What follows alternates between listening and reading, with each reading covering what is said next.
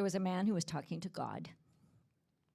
And the man said, God, I understand that a penny is like $1 million. God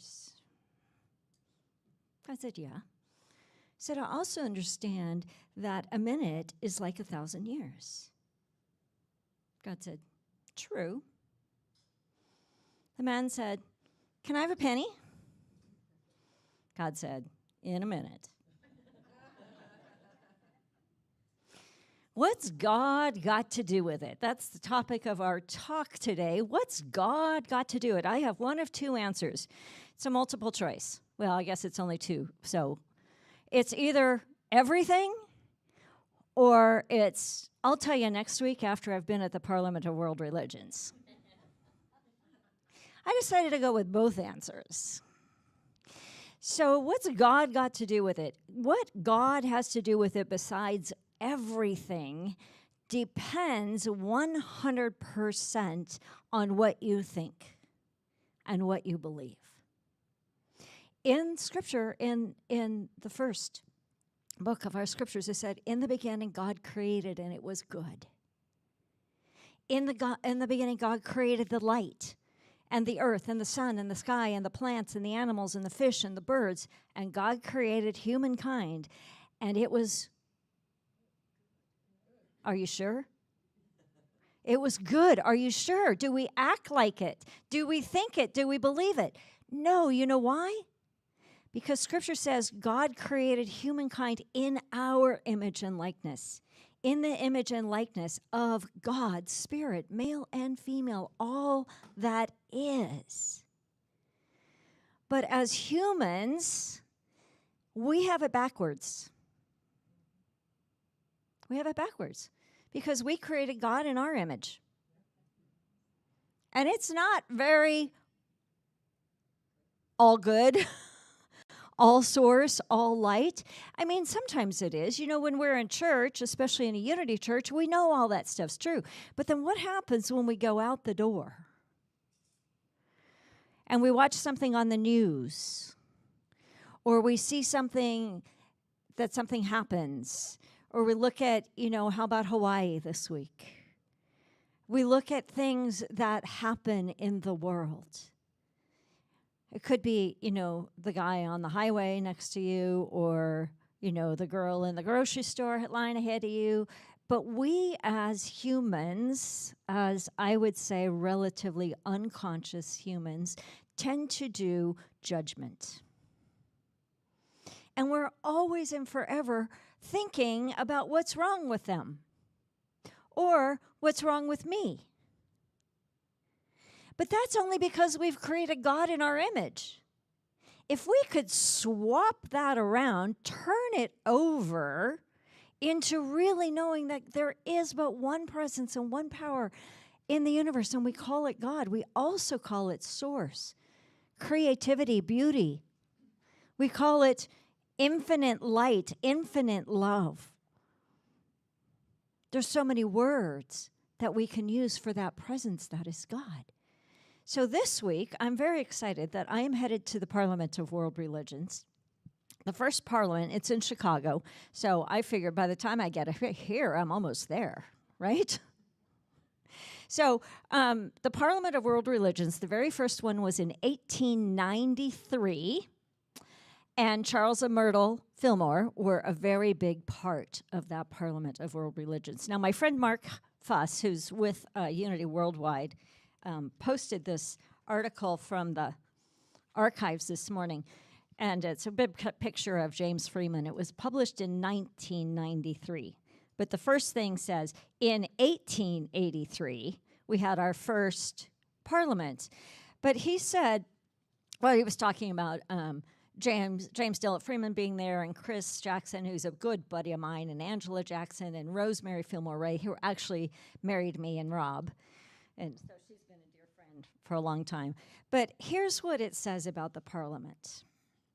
The 1893 Parliament was the first time in history that representatives of the world's religions met in a public forum.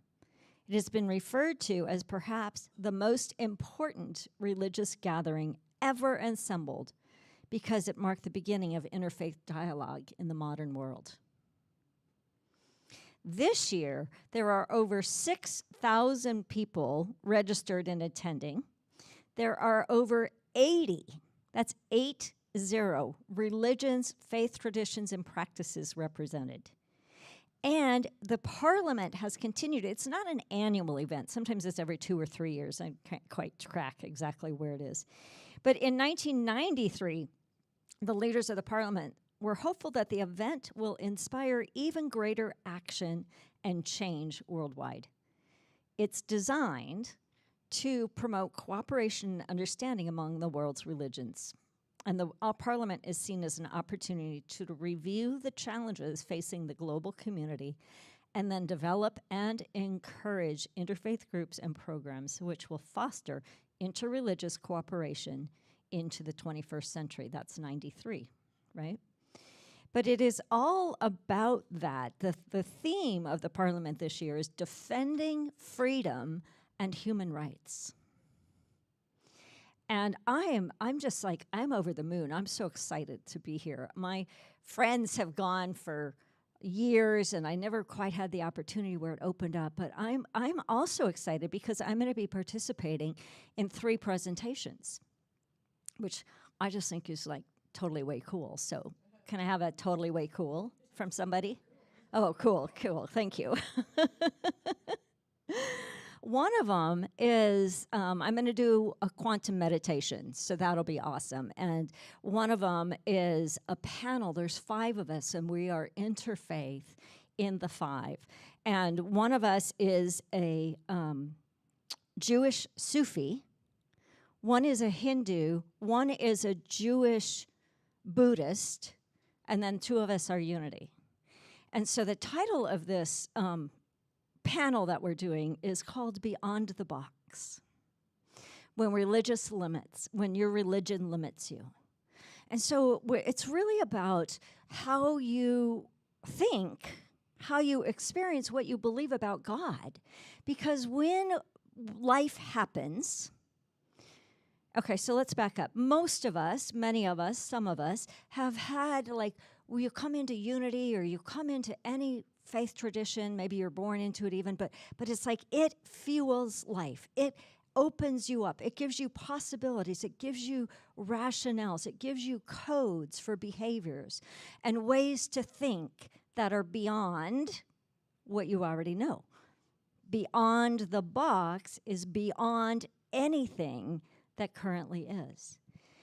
But many of us have had a life experience, some of us, that's how we got to Unity, where something happened and it was hard and it was horrible and you didn't think you could breathe. Anybody? Oh, yeah, look around. And if you haven't had one yet, fasten your seatbelts. No, I don't mean that. But that is how we grow because we are ever-evolving humanity. We are ever-evolving as a human being, and we're ever evolving individually. And if we are not continuing to ever evolve, then we are becoming stagnant. And you know what happens when you become stagnant? You start to go the other way, right? So we are ever evolving. That daily word was perfect. Thank you for choosing that, Mary. Or I mean Unity, or I mean whoever, right? So we're each sharing a piece of our story. So I thought, well, today would be a good day to share. I'm back into the panel. If you're not tracking me, I'm bouncing around a little bit. So the panel, Beyond the Box, so we're each going to share a little bit of our story, what took us beyond our box. And for me, it was in 2010. And I had already been a Unity minister for 10 years, over a decade. I'd been leading a church. It was going well. Everything in my life was going really, really fabulously one day. And the next day it was like, it's all right. You know how life goes? It's like nothing really changed, but it kind of got wobbly. And then the next day something was going on. I'm like, whoa, dude. What is going on? And so I've been on my path long enough to know that when something's going on, it's time for me to look again. So I'm driving around. I'm in Austin, Texas at the time, which, by the way, are where my brand new twin grandsons are, who are doing fabulously. Thank you all. very well. They were in ICU, NICU for 17 days, and they're home, and they've more than doubled in weight, and they're doing fabulously, and they're 7 weeks old, and I get to see them next month, and I can't hardly wait. And if you come next week, I'm going to lead a sneaky slide into the workshop, so you'll get to see them. But they're not, their parents, oh my gosh, they're not posting pictures. It's making me crazy. They're sending me, but I can't post them. So they were getting pictures. This is totally not related to anything, but they were getting their pictures, their newborn pictures done yesterday. And I'm talking to them, and the photographer's about to come over. And I said to the mom, I said, well, are you going to be sure and get some parent pictures? She goes, oh, no, my parents are gone. I said, no, you're the parents. She goes, oh, that's right. It's funny how we automatically go to somewhere else, right? So anyway, in 2010, everything was going fine, and then it was going okay, and then it was going wobbly and wonky. And I was driving through the town one afternoon, and I heard the voice. This is the longer version. It said, go to Grace's tonight. I'm like, what? Who's Grace and why? Okay, so I called Grace. I said, is there something at your house tonight? She goes, yes. What time? 7. What's your address? Okay, good. I forgot to ask what it was. But I just listened, right? So I got there, and I had no idea what I was walking into. And in walks this man. There's maybe 20 people sitting around her living room, and he says, okay, sit down. Anybody have any questions? Nope. I have no idea, right? It could have been Tupperware party or whatever, right? And he said, close your eyes. And I went to this place that blew open my heart. It was so deep, so fast, so beyond any box I'd ever experienced. Now, I've been meditating since the early 80s, so I wasn't new to meditation in 2010. But in that process, I heard the words from the depths of my soul, are you willing to serve creation? I'm like, yeah, dude, again, right? What do you think I'm doing? I'm a unity minister for over a decade. You know how we get, right? And then I heard immediately, then you'll be asked to surrender everything. But by then, I'm in. I'm all in. No idea what that means, right? So I started working with this teacher who was phenomenal for me. And over the course of the next 2 years, everything was stripped away. Like I left my job. I left Unity Movement for a period of time. My relationship with Rob fell apart, and we were not together. Now, obviously we are now, but in that moment, that fell apart. I left my apartment. I got in the car. I loaded up my cars in the car for 15 months, working with this spiritual teacher. But the work was this. That wasn't the work. Like leaving all that material stuff wasn't the work. Leaving my roles was part of the work. But the work was like I would come into this place of absolute bliss, like heart blasted open bliss, one with all that was, all that is. And then the next breath, be it a day or an hour or a week or a month, right? Because that would last in a varied amount of time. And then the next thing that came up would be one of those human emotions. You know those I didn't want to ever feel? Like fear and terror and guilt and shame and anger and rage. And those would just be in me. Like, what is this and where's it coming from? And I would sit with it, and I would sit with it, and I would process it, and it would burn and burn and burn and burn and burn through my being until it too was surrendered. That processing of those emotions, that processing of those deep things, it would consume me for sometimes moments, sometimes hours, sometimes days, sometimes weeks, sometimes a month. When I hit rage, I'm not an angry person. I never was. I didn't know what that was, but that rage consumed me. It was weeks and weeks and weeks. And all I could do was to process, to let it burn, to allow it to, like the alchemy, right? I'd let it burn through me. And when that finally lifted, everything was pure. Everything was pure every single step along the way, and then something else would come. And then I had to dismantle every belief I had. I got to a point where I couldn't use the word God. I couldn't say God because it didn't know what it meant.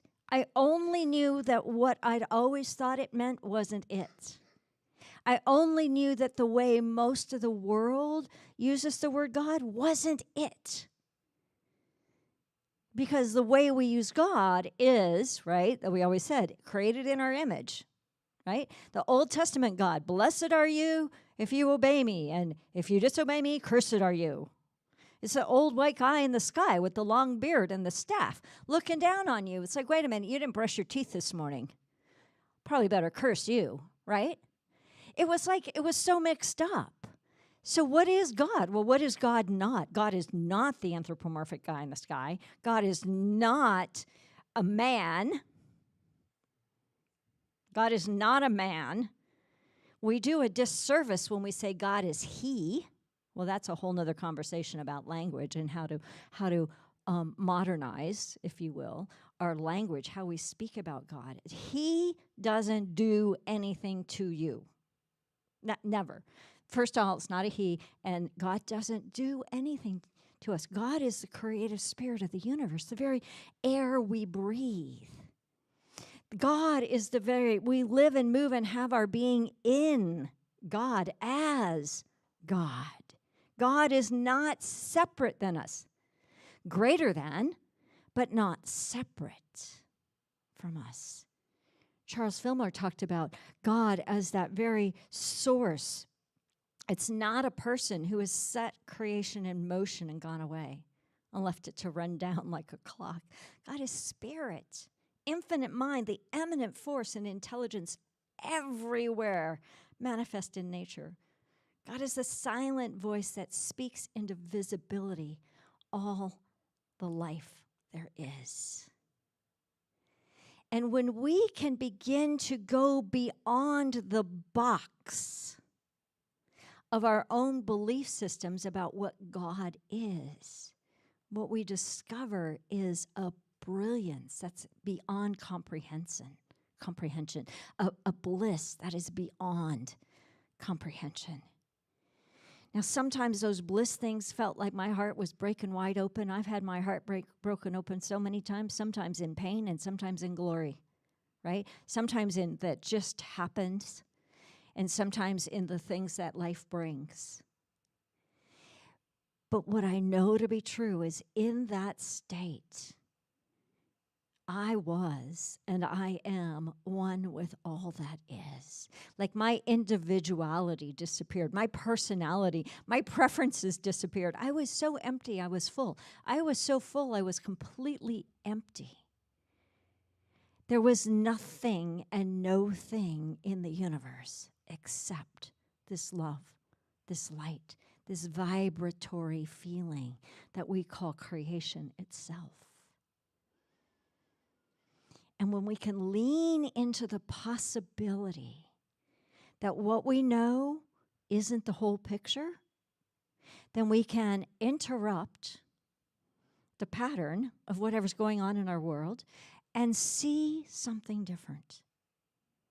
We can lean into what if the truth is, I live in a box all the time. The box is our comfort zone. It's what we know. But there's always something beyond the box. There's always something beyond the box. One of our other panelists, his name is Azim Kamisa. He's so amazing. He 28 years ago, his 14-year-old son was murdered by a 14-year-old gang member. He was so devastated, as we can only imagine, and maybe only imagine, and some of you may have experienced something like that in your world too. And he is the Muslim Sufi. And he was so distraught that he left his body. Like he couldn't function in the world. He just was gone from his body. He couldn't think, he couldn't act, he couldn't care for his wife and his other kids. He couldn't do anything. He was that distraught. And in that time, and I don't know how quick it was. There was time. Time was part of this. But in this time, he was washed over by something that washed away his grief, his anger, his rage. And it brought him to what he can only describe as forgiveness. But again, what we think about forgiveness is such a tip of the iceberg of what it is. But he was washed over with this presence that changed him at depth. It changed his whole trajectory in his life. He now has a foundation, 28 years going strong, to support kids, to help prevent the damage that drugs and alcohol and violence put the kids in, help prevent the danger of that. But in that moment when everything washed over him, what he realized, he says, there wasn't just one victim here today, there was two. My son and the boy who killed him. And when that young man, who was tried and went to prison for many years, got out of prison, he now works for that foundation. They travel together. Right? That's beyond the box. You can't dream this stuff up. But yet life happens, and what do we do with it? What do we do with it? How can we utilize it? Now, I'm not saying if you have a horrible situation in your life that you get over it tomorrow. Don't. Work it. Let it work in you. Process it. Be willing to get there when you get there. Be willing to go beyond the box of what you think. And what you think includes what's wrong and what's right and who's wrong and who's right and all that stuff that we do in our humanity. We just do it. Another person on our panel was, she's Jewish, and when she was in college, she was she was placed in a dorm, or it wasn't a dorm, but housing, on-campus housing of some sort. And she had her roommates all set, and she was, I think, a second-year student in college, and she all of a sudden they said, oh, wait, you can't live here. And she's like, what, why? And they go, well, you have to go to the dean. Well, the dean says, oh, you have to go to somebody else. And then you have to go to somebody else. And now she's way up at the top of the president of the whole entire college or something like this. And he said, she's like, I don't understand. Why can't I live here? My grades are good. My attendance, all the reasons. And he goes, oh, you need to talk to your rabbi about that. It's like, my rabbi? What is that? He goes, you can't live on campus because of your dietary necessities. Like, what? Right?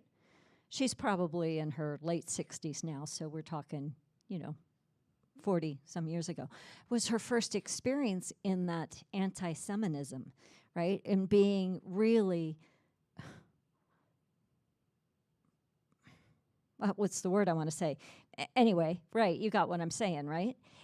And she became, in that moment, she said, that is so not right. I can manage my food, right? I know how to eat what I can eat. I don't need to eat what I don't want to eat. Anyway, it started her immediately, like in that next year, she started an interfaith activist group. And now she's got this, she's like world renowned, and she creates these musicals. The one we're going to talk about this week is Interfaith, the musical, and she's got some fabulous songs in there, like I'm a Buju. I'm a Buddhist Jewish person, and I'm a Jufie, Jewish and Sufi, and anyway, it's a lot of fun. So, but it started her on her activism, and had that not happened to her, she might not have done that. Other people are sharing other, heartbreaking stories and insight stories when something happens where you don't see it coming, and it just like opens your heart and opens your eyes. So we're very excited about that panel. For me, that process that I went through, that experience that I went through when I started to come through it after a couple of years, it was like I came and I had to rebuild, really, myself, my belief systems. I had to reintegrate into life and reintegrate in relationship and in the unity movement. And it is really what got me to my purpose, my mission, my why. to tie us back to last summer, my why is to open a doorway for people to gain a glimmer or a glimpse of a new perception so that you too can go beyond your box, so that you too, individually and collectively, can lean into the possibility of your biggest, boldest, most brilliant becomingness, so that you can get a glimmer of you are a perfect child of God. You've got your story. We all do. So what? You're here to make manifest the glory of God. What does that look like? It's about love. It's about light. It's about being the essence of who you're here to be. What you do with that doesn't matter. But it's about saying yes to something bigger. That's why most of us are in unity. It gives us teaching. It gives us applications. It gives us information so that we can better our lives. But that's not enough. If we use that to better our world, that's when it starts to be really meaningful. So what is it, if we were to go beyond the box of what we think that God's got to do with it? First things first, we're already just sort of a recap. What has God got to do with it? God didn't do it to you. So let go of that one. If God didn't do it to me, what's here for me to see or learn or forgive or process? God didn't do it to you. But what's God got to do with it? God is the effervescent and unimaginable presence that is the very air we breathe, closer than our hands and feet. What if God is the air and we're spending all this time going out looking for something, but it's right here? And the way you access God is to get out of your mind. Lose your mind, people, please. That's supposed to get a bigger laugh. There we go. Thank you. The little girl who was in an art project in kindergarten, and the teacher was going around, and she said, what are you drawing? And she says, I'm drawing God. And the teacher says, you can't be drawing God. No one knows what God looks like. And the little girl says, they will in a minute. They will in a minute. What would God, what would Source, what would Spirit have you be today? Where can you go even a step beyond your box? Where can you go even an inch beyond what you already think you know? Where can you expand in your spiritual presence, in your own inner life, but in the world? Where can you embody more hope for humanity? Where can you practice a deeper spiritual principle? Where can you be more impactful in the world? What's God got to do with it? Every single one of us is the individualized presence of God, here to make manifest the glory of love, of oneness, of light, of connection, of compassion. What's God got to do with it? Everything. But not what you think. I can't wait to tell you all about what I found out, what I'm finding out God has to do with it from 80 different faith traditions this week. Would you be willing to go beyond your own box this week? You have an assignment because I'm going to be back. Would you be willing to go beyond your box in one way, at least one moment this week? If so, please say yes. Okay, how about the rest of you? Maybe. Okay, well, we got a few. So I'm gonna ask for reports next week. So what's God got to do with it? Everything once you get beyond your box. Let's take a time of meditation.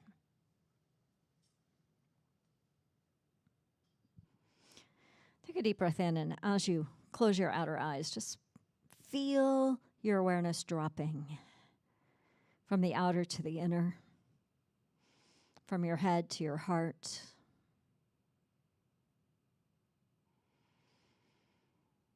Feel your feet on the ground.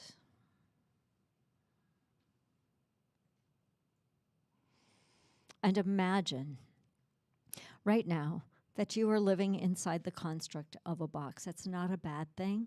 It simply is what is. But imagine in your willingness to go beyond the box. Just in your willingness. That the front wall of that box just falls down. Step out.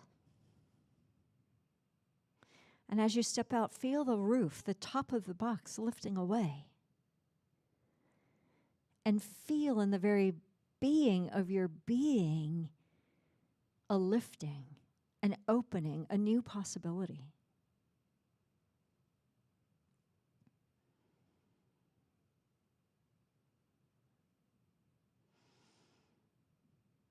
As you go beyond your box, now imagine that you're standing on the very top of your box.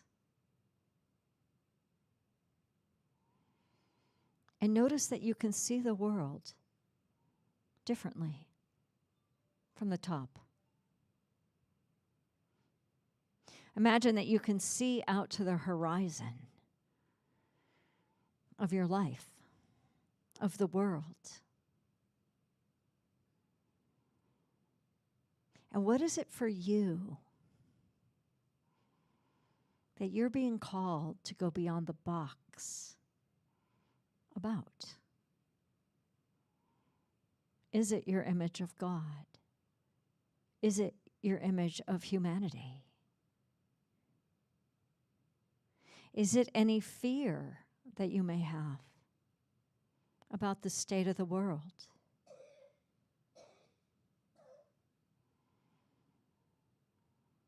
And as you stand on this very box, feel yourself expanding. Feel yourself being lifted, lining up with that which we call God. Feel yourself being filled with the light, the love, the creativity, the innovation that is ever accessible to us.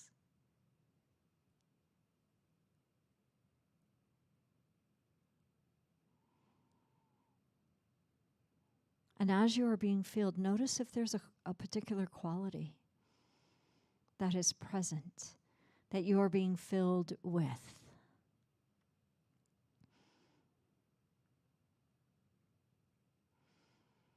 I'm going to say love, but you use your quality. Let that love expand your physicality, expand your heart so much that it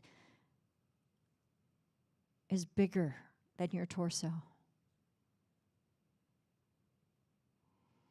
Let this love, or whatever your quality is, expand your mind into possibilities you've never even considered. And let this love expand your life.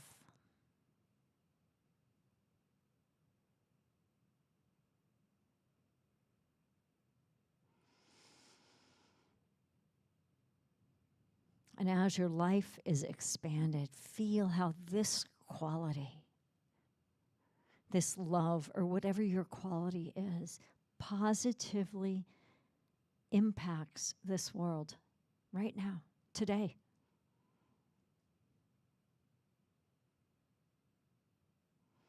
And what is that one thing that you can do today to remind yourself of this expansion, to stay beyond the box, to be willing to go beyond the box?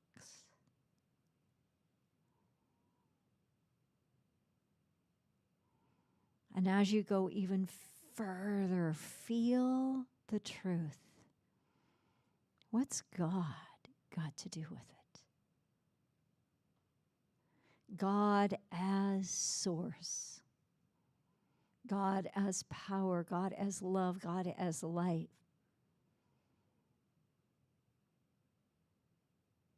God as the life force that moves through me, through us.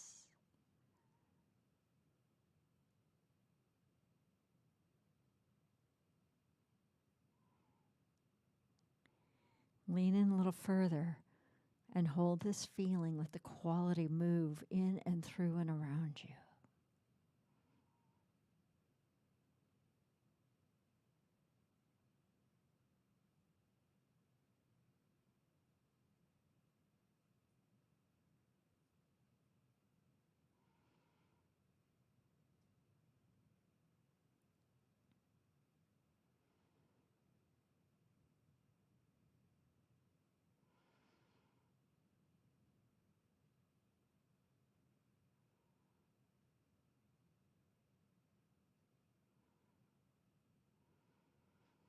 Say to yourself, if it's true, I am willing to go beyond the box.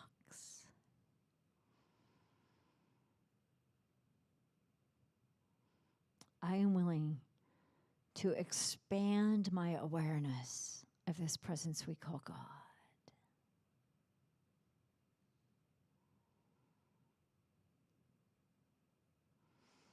I am, say your quality, I am love.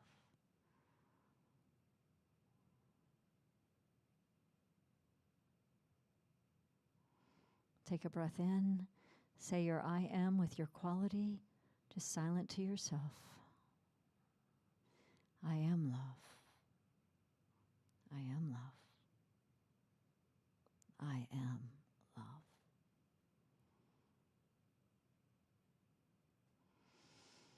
Another deep breath. And so it is. And so we let it be. Amen.